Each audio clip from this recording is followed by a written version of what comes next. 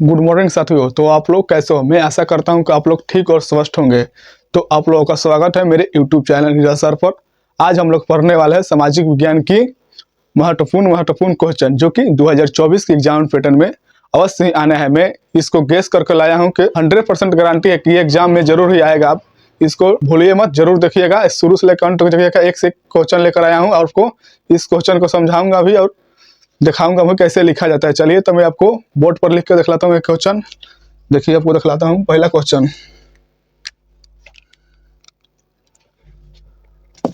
जैसा कि देख रहे हैं मैंने बोर्ड पर क्वेश्चन लिख दिया। क्या क्वेश्चन है? क्रांति से पूर्व रूसी किसानों की स्थिति कैसी थी? चलिए इस क्वेश्चन को मैं पहले आपको समझा देता हूँ, उसके बाद मैं बोर्ड पर लिखा। क्रांति से पूर्व रूसी किसानों की स्थिति बहुत ही दयनीय थी। वो अपने कृषि कैसे करते थे? तो पारंपरिक तरीके नहीं, जैसे उनके पूर्वज कृषि किया करते, जैसे कोई गोबर डाल के कृषि करते हैं, कोई आधुनिक यंत्र का उपयोग नहीं करते, तो वही बैल से खेत जोतवाते थे। वही जैसे आप लोग समझिए होंगे पारंपरिक खेती कैसे पहले के लोग खेती कैसे करते थे पहले के जमाने में, वैसे ही लोग खेती किया करते थे, इसलिए उनकी स्थिति दयनीय थी। तो चलिए मैं इसको बोर्ड पर लिख कर दिखलाता हूँ। जैसे कि देख रहे हैं मैंने इस क्वेश्चन का बोर्ड पर आंसर लिख दिया है। क्या आंसर है? क्रांति से पूर्व रूसी किसानों की स्थिति अत्यंत ही दयनीय थी। यानी क्रांति से पूर्व उनकी स्थिति बहुत ही दयनीय, यानी कहने का अर्थ वो गरीबी अवस्था में थे। उसके बाद देखिए क्या है, उनके खेत बहुत छोटे छोटे थे जिन पर वे पारंपरिक ढंग से खेती करते थे। इसका कहने का अर्थ है उनके खेत छोटे होते थे लेकिन वो पारंपरिक ढंग से खेती करने का चलते उनमें अनाज कम उगता था। आज के जमाने में क्या है कि छोट खेत है, उसमें क्या हुआ, उसमें कीटनाशक दवाई डालते हैं तो अनाज हमारी अच्छी तरह से उग जाती है, जिससे हमें अनाज अधिक मात्रा में प्राप्त होता है। उस समय क्या पारंपरिक ढंग से खेती हुई जिससे अनाज कम मात्रा में पैदा होता था। यही बोल रहे हैं करते थे। उनके पास पूंजी का कमी थी और वे करों के बोझ से दबे रहते, यानी उनके पास खेती करने के लिए पैसा की कमी रहती थी और जमींदार हो उनसे वो पैसा लिए हुए ब्याज के रूप में जो कर है उनसे दबे रहते हैं। देख लीजिए, इसका स्क्रीनशॉट ले लीजिए, यही आंसर होगा। आपको समझा भी दिए। चलिए अब नेक्स्ट सवाल की ओर चलते हैं। आइए तो पहले सबसे पहले बोर्ड को साफ किया जाए। जैसा कि देख रहे हैं बोर्ड पर क्वेश्चन क्या है, खिलाफत आंदोलन क्यों हुआ? तो चलिए इसके पहले मैं आपको समझाता हूँ। खिलाफत, ये खिलाफ सबसे खलीफा सबसे बना है। खिलाफत यानी खलीफा। तुर्की का सुल्तान यानी तुर्की का खलीफा वहां का राजा होता था जो कि वो अपने अंदर सभी शक्तियों को लेकर बैठा हुआ था, लेकिन सरकार जब बनी तो उस शक्तियों को नष्ट कर दी। इसलिए वहां के मुसलमान और भारत के मुसलमान कुछ समिति बनाई, जैसे मंडुआ समिति बनाए और इस खलीफा की जो शक्ति नष्ट किया गया था उस शक्ति को दिलाने का प्रयास किए।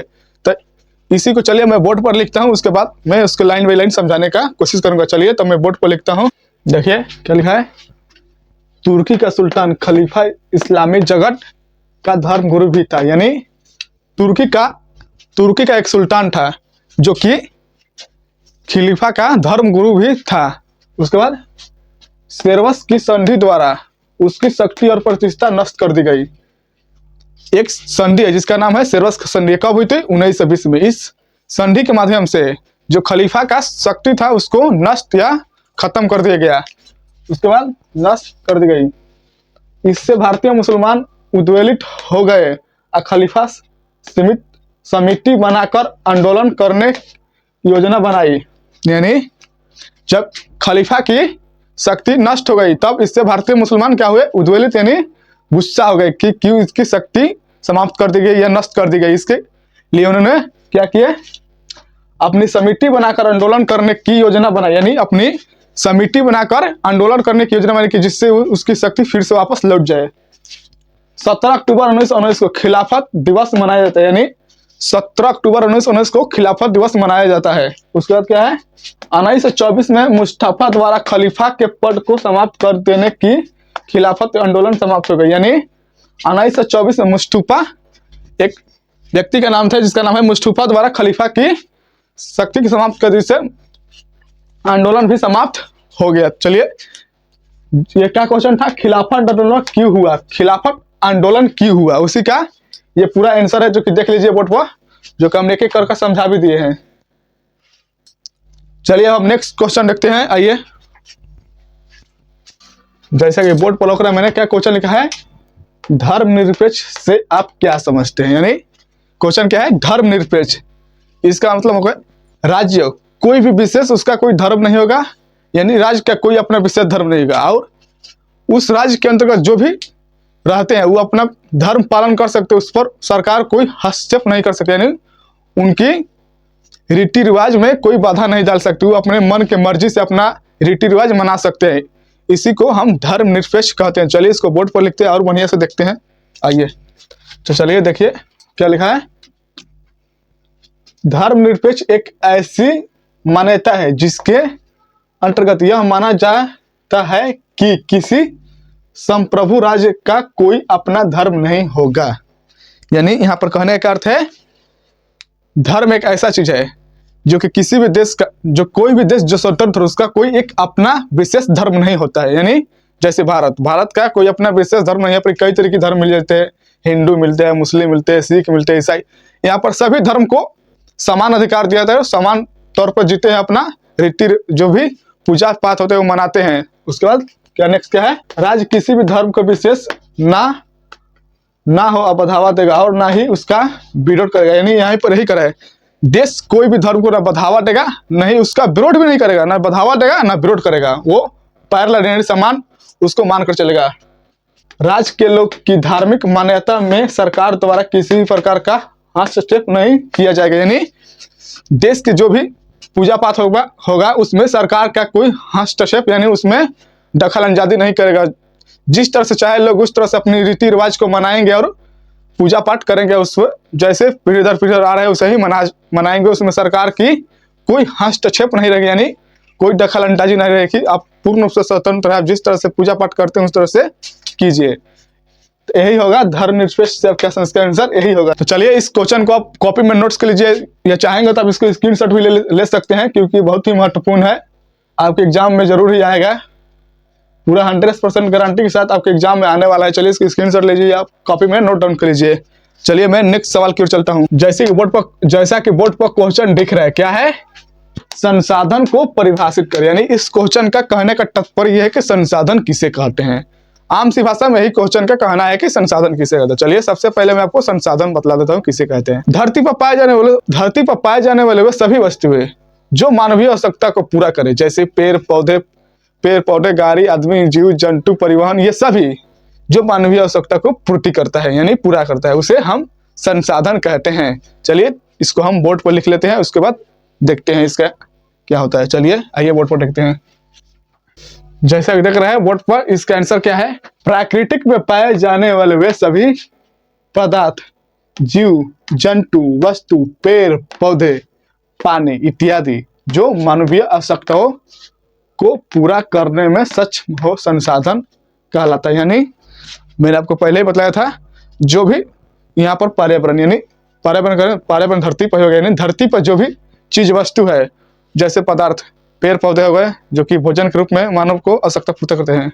उसके बाद जल हो गए, पीने के लिए आवश्यक है। उसके बाद जीव जंतु भी हम उन्हीं पर निर्भर होते हैं, जैसे कि आप मांस मछली खाते हैं, भी हमारी आवश्यकता ही होती है, इत्यादि सब हमारी आवश्यकता होती है, जिसे हम संसाधन कहते हैं। चलिए अब आप इसको कॉपी में नोट डाउन कर लीजिए, स्क्रीनशॉट ले लीजिए। आपको जो भी करना है, ये भी एग्जाम में आने वाला है, गारंटी के साथ ये भी एग्जाम में आएगा ही आएगा। चलिए इसको स्क्रीनशॉट या नोट कर लीजिए। चलिए हम नेक्स्ट सवाल की ओर चलते हैं। जैसा कि आपको लौक रहा है बोर्ड पर, क्या क्वेश्चन है, संसाधन के विकास में सतत विकास की अवधारणा की व्याख्या कीजिए। यानी आपको सतत विकास बताना है, यानी एक ऐसा विकास की प्रक्रिया जो कि वर्तमान परिस्थिति में विकास हो, लेकिन उस परिस्थिति में भविष्य की परिस्थिति को चुनौती न दे। यानी जैसे कि मान लीजिए ये स्केल है, हम इसको अभी वर्तमान में यूज कर लिए, लेकिन ऐसा ना हो कि इस स्केल का यूज कोई वर्तमान में ना कर पाए, क्योंकि स्केल हम अभी यूज कर लेंगे तो इसको फ्यूचर में कोई सवाल, इसको ध्यान में रखकर करना है कि हम भी यूज कर ले और फ्यूचर में आने वाले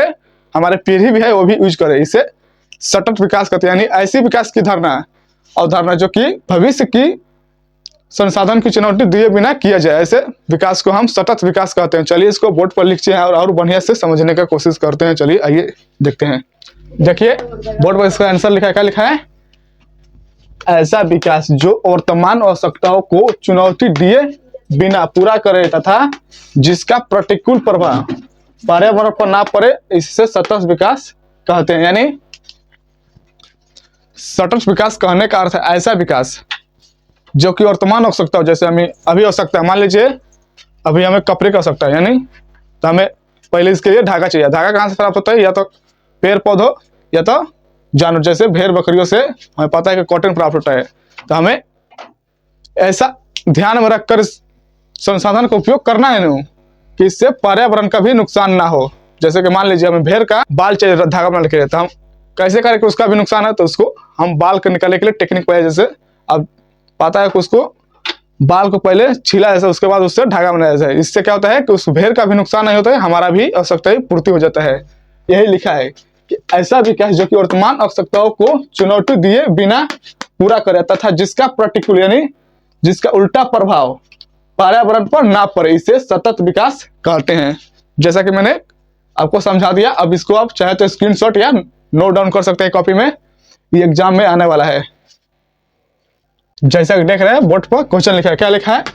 आर्थिक क्रियाओं से आप क्या समझते हैं? यानी आर्थिक क्रिया, हम अपने जीवन में ऐसे कई क्रियाओं करते हैं जिनसे हमें कुछ आय प्राप्त होता है, उसे हम आर्थिक क्रिया करते हैं। जैसे कि मान लीजिए आप कोई काम करते हैं, मान लीजिए आप कोई कंपनी में जॉब वगैरह करते हैं, तो आप जो भी मेहनताना करते हैं, उस मेहनताना के बदले जो हमें प्राप्त होता है उसे ही हम आर्थिक कहते हैं। अर्थ यानी हमारी आय, यानी पैसा, जो भी पैसा मिलता है उसे हमें अपनी आय कहते हैं, इसी को आर्थिक क्रिया कहते हैं। चलिए इसको बोर्ड पर लिख कर दिखा लाता हूँ। आइए, जैसा कि देख रहे हैं इस क्वेश्चन का बोर्ड पर आंसर लिखा है, मैंने क्या लिखा है? हमारी वो सभी क्रियाएं जिनसे हमें आय प्राप्त होती है, यानी जो भी हम मान लीजिए हमारी वो सभी क्रिया, यानी जैसे कि हम कार्य वगैरह करते हैं जिससे हमें पैसा प्राप्त होता है, आय प्राप्त, यानी आय यानी पैसा होती है, आर्थिक क्रियाएं कहलाती है, उसे ही हम आर्थिक क्रिया कहलाते हैं।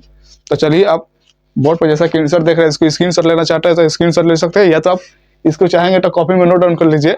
हम तो कहेंगे इसको कॉपी में नोट डाउन कीजिए, क्योंकि आपको लिखते समय प्रैक्टिस भी हो जाएगा, क्या लिख रहे हैं क्या देख रहे हैं, क्योंकि लिखने से सब होता है, लिखते हैं तो दिमाग भी ऑब्जर्व करता है आप क्या लिख रहे हैं, इससे हमारे दिमाग में भी चले जाता है। तो हम कहेंगे आप ज़्यादा अच्छा रहेगा कि कॉपी में नोट डाउन कर लीजिए, तो चाहेंगे तब स्क्रीनशॉट ले लीजिए, लेकिन इसको पढ़िएगा जरूर एक दो बार। चलिए अब नेक्स्ट क्वेश्चन की ओर चलते हैं। जैसा कि बोर्ड पर देख रहे हैं, मैंने क्वेश्चन क्या लिखा है? वस्तु विनिमय प्रणाली से आप क्या समझते हैं? यानी आपको बताना है वस्तु विनिमय प्रणाली। वस्तु विनिमय प्रणाली कहने का अर्थ यह है कि आप आज से माने 100 वर्ष पीछे जाइएगा तो आपको एक चीज पता होगा कि पहले मुद्रा नहीं था, यानी पैसा। तो उस समय लोग अपनी आवश्यकता यानी कोई सामान खरीदना हो तो कैसे खरीदते थे? तो उन लोग अपने सामान खरीदने के लिए क्या करते थे? मान लीजिए किसी हमें आवश्यकता है चावल के, और जिससे मुझे खरीदना है उसके पास चावल है, लेकिन उसके बदले उसे कुछ और चाहिए। जैसे मान लीजिए उसको गेहूं चाहिए, मेरे पास गेहूं है, तो हम लोग क्या करते थे? उसके पास हम गेहूं अपना दे देते थे, उससे अपना चावल, जिससे उसकी भी आवश्यकता पूर्ति हो जाती और मेरी भी आवश्यकता। यानी वस्तु विनिमय करने का अर्थ है वस्तु से लेन देन, यानी वो वस्तु देगा हम भी वस्तु देंगे। पहले के जमाने में मुद्रा नहीं था। और क्या आपको इस सब के और अच्छे से जानकारी चाहिए तो आप अपने घर में कोई बुजुर्ग होगा, जैसे कि मम्मी पापा दादा दादी, उनसे पूछिएगा पहले के लोग कैसे खरीदा बिक्री करते थे, वो और अच्छे से आपको बतला देंगे। और वहां पर आप बहुत अच्छे से माने फुल डिटेल समझ जाएंगे कि पहले के लोग वस्तु विनिमय प्रणाली यानी वस्तु विनिमय प्रणाली कहते हैं वास्तव में तो किसे कहते हैं। पहले के लोग इसी तरह से अपना लेन देन करते थे, क्योंकि आज से हम लोग जब 100 वर्ष पीछे जाएंगे तो पहले मुद्रा नहीं थी, वस्तु से लेन देन ही किया जाता था। तो चलिए इसको हम बोर्ड पर लिखते हैं और देखते हैं। जैसा कि देख रहे हैं बोर्ड पर मैंने इस क्वेश्चन का आंसर लिखा, क्या लिखा है? अर्थव्यवस्था के उस व्यवस्था को वस्तु विनिमय प्रणाली कहते हैं जिनसे वस्तु से वस्तु की लेन देन कर अपनी आवश्यकता की पूर्ति करते हैं, उसे वस्तु विनिमय प्रणाली का। जैसा कि मैंने बतलाया था कि आज से 100-150 पहले जाइएगा तो मुद्रा नहीं, तो उसे उस समय हम लोग क्या कहते थे? एक वस्तु देते थे तो दूसरी वस्तु लेते थे, इसे ही वस्तु विनिमय प्रणाली कहते हैं। तो मैं आपसे आशा करता हूं कि ये सारी वीडियो आपको समझ में आया होगा, और समझ में नहीं भी आया होगा तो घबराने की बात नहीं है, क्योंकि आप वीडियो को 1 से 2 बार जरूर देखिएगा, आपको वीडियो में समझ में आ जाए। क्योंकि मैंने वीडियो पर कहीं ऐसा कोई वर्ड नहीं बोला जो कि आपको समझ में नहीं आएगा, क्योंकि मैं एक सिंपल और साधारण वर्ड से आपको समझाने का कोशिश करता हूँ। मैं किताबी भाषा नहीं लेकर आता हूँ, किताब में कुछ कुछ लिखा रहता है उसको बोर्ड पर लिख के देख लेता नहीं, मैं उस वर्ड को सिंपल और साधारण भाषा में लेकर आता हूँ ताकि आप लोग उससे अच्छे से समझे और देखें। तो मैं उम्मीद करूं कि आप लोग समझ गए होंगे। तो चलिए मैं इसी के साथ वीडियो के अब समाप्त किया जाए, और कल इसी जोश और जुनून के साथ मिलेंगे। तब तक के लिए बाय, टाटा, जय हिंद।